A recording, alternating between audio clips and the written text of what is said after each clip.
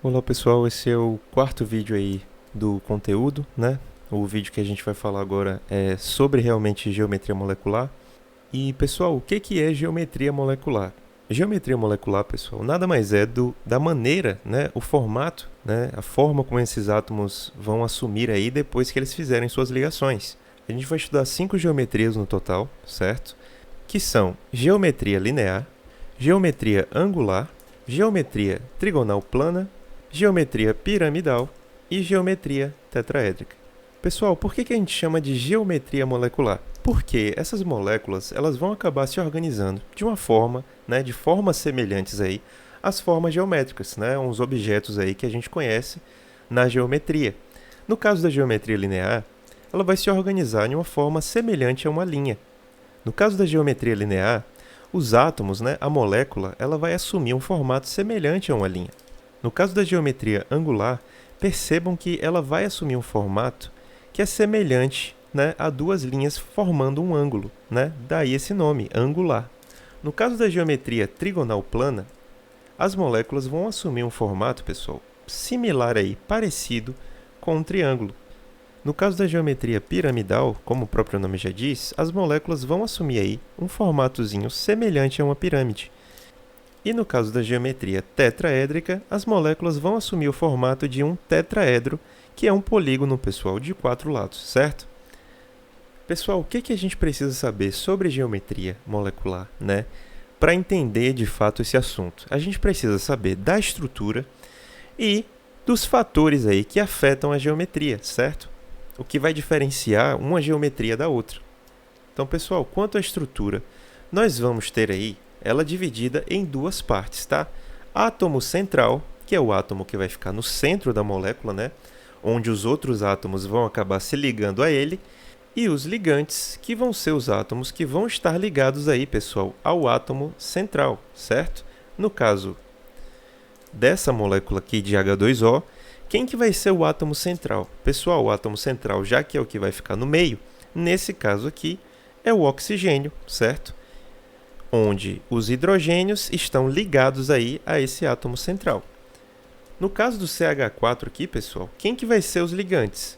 Os ligantes vão ser os hidrogênios, né, que estão ligados aí ao átomo central. E quem é o átomo central nesse caso? É o nosso carbono aí. Então, pessoal, com relação à estrutura, ela vai estar dividida aí em duas partes. A gente vai ter aí um átomo central, certo? Que é o átomo que vai ficar no centro, né, dessa molécula. E a gente vai ter os ligantes, que são os átomos aí que vão estar ligados ao átomo que vai ficar no centro, certo? Vamos dar uma olhadinha aqui para essa estrutura dessa molécula e perceber quem que é o átomo central, né, do H2O, que é a nossa famosa água aí que a gente bebe todos os dias. Então, quem vai ser o átomo central? Pessoal, tá claro aqui que o átomo central, né, o átomo que está no meio aí, é o oxigênio, né?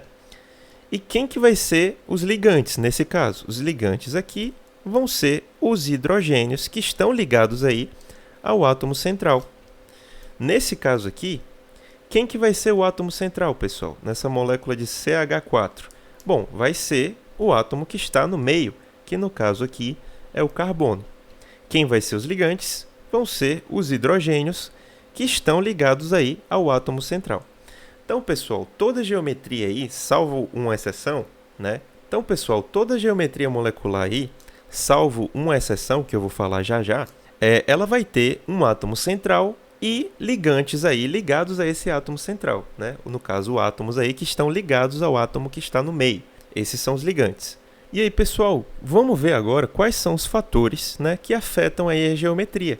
Pessoal, os fatores que afetam a geometria de uma molécula é a quantidade de átomos, né, que existe aí nessa determinada molécula e a presença ou não de pares de elétrons livres aí sobre o átomo central.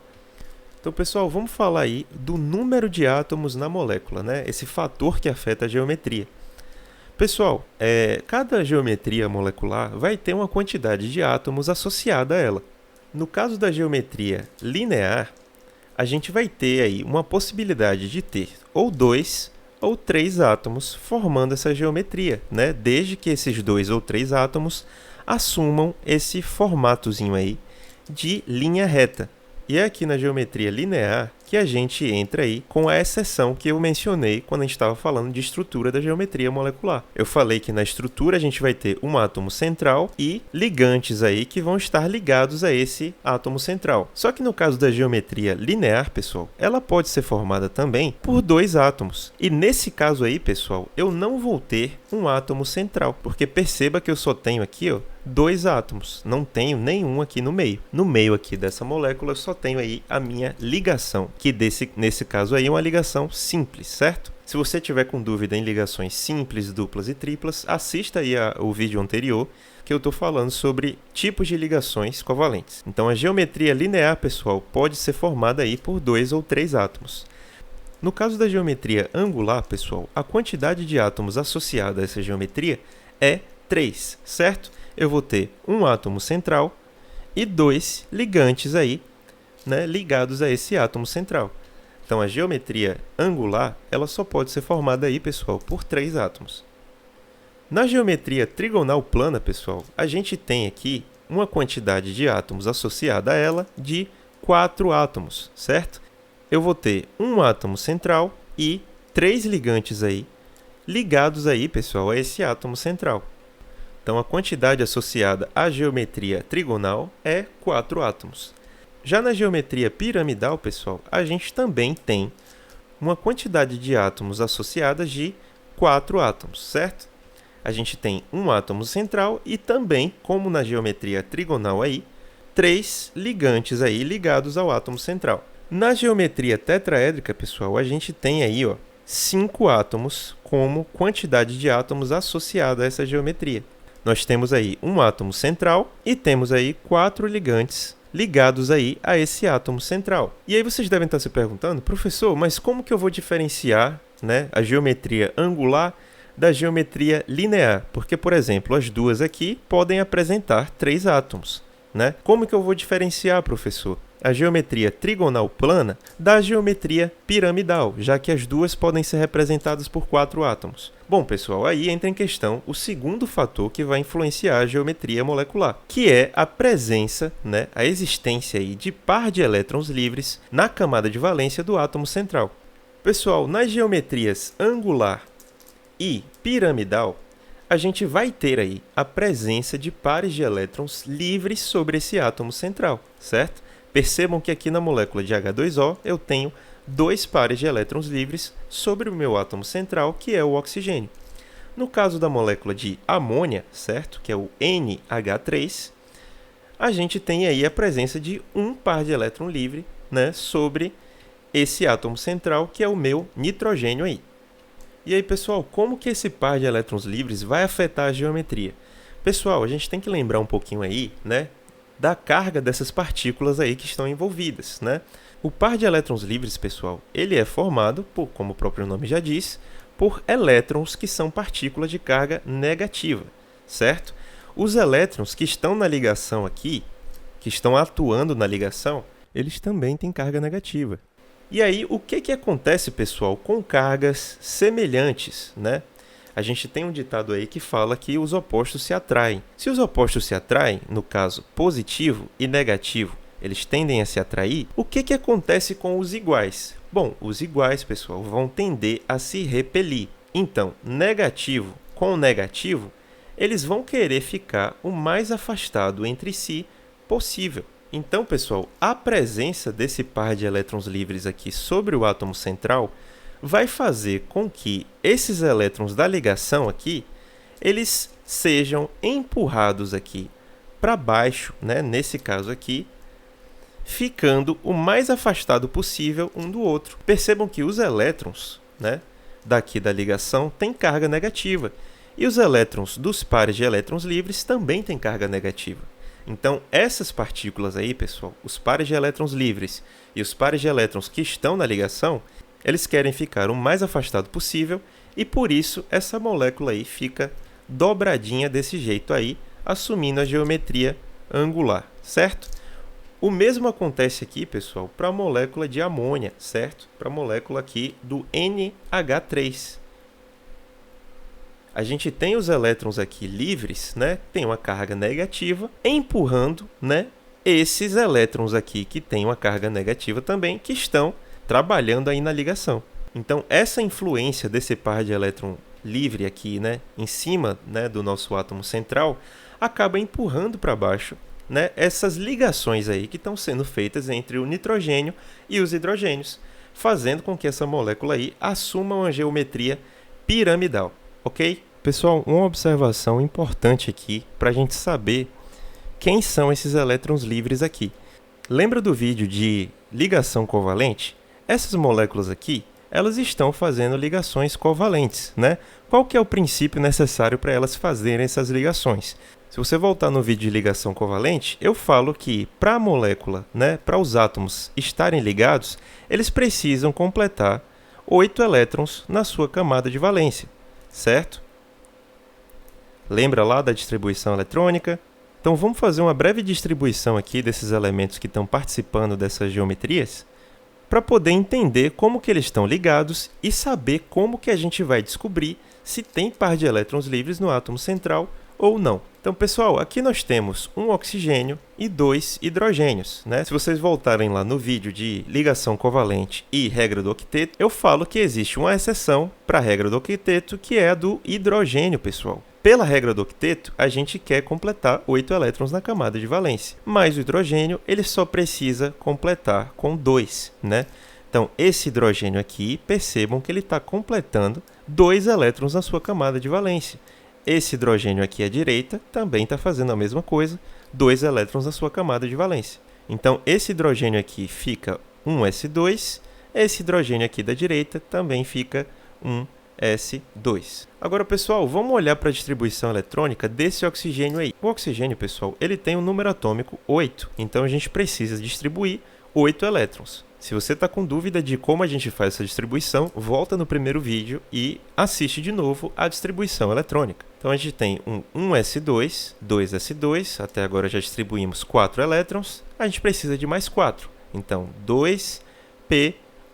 Pessoal, quem que é a camada de valência desse oxigênio? Você está com dúvida em camada de valência? Volta no vídeo de camada de valência que eu estou falando como identificar a camada de valência, pessoal, que nesse caso aqui é a segunda camada. E quantos elétrons esse oxigênio tem na sua camada de valência, pessoal? Ele tem 2 mais 4, totalizando 6. Quantos elétrons ele precisa para poder ficar com 8? 2 elétrons, pessoal. E da onde que ele está tirando 2 elétrons? Desse hidrogênio aqui e desse hidrogênio aqui.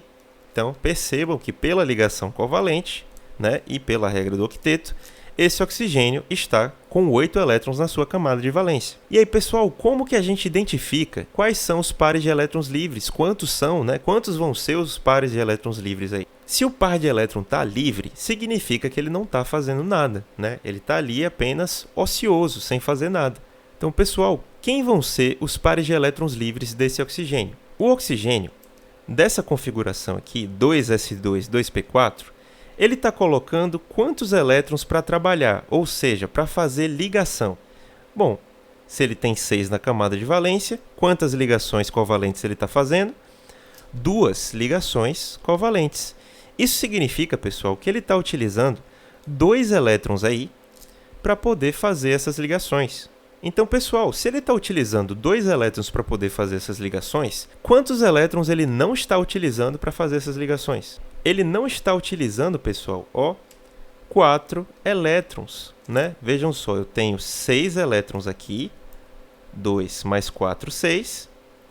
Quantas ligações ele está fazendo? 2 ligações, então está colocando 2 elétrons para trabalhar. 6 menos 2 que estão trabalhando, 4 elétrons livres aí, pessoal. E como a gente está falando de par de elétrons livres, a gente está falando de grupinhos de 2 elétrons, certo? Então, temos 2 pares de elétrons livres.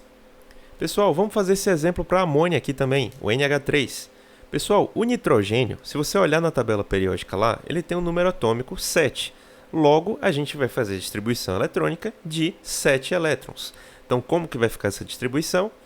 1s2, 2s2, 2p3. Então, pessoal, quantos elétrons esse nitrogênio tem na camada de valência? ele tem 2 mais 3, 5 elétrons na camada de valência.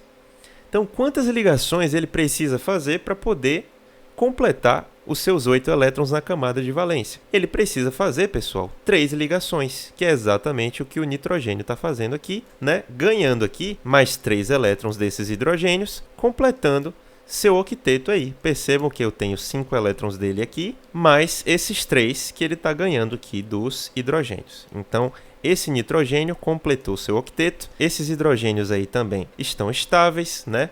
Cada um com 2. Só que, pessoal, uma coisa que a gente precisa observar é que esse nitrogênio está colocando quantos elétrons da sua camada de valência para trabalhar? Bom, ele tem 5 e está colocando 3 elétrons dessa camada de valência para trabalhar.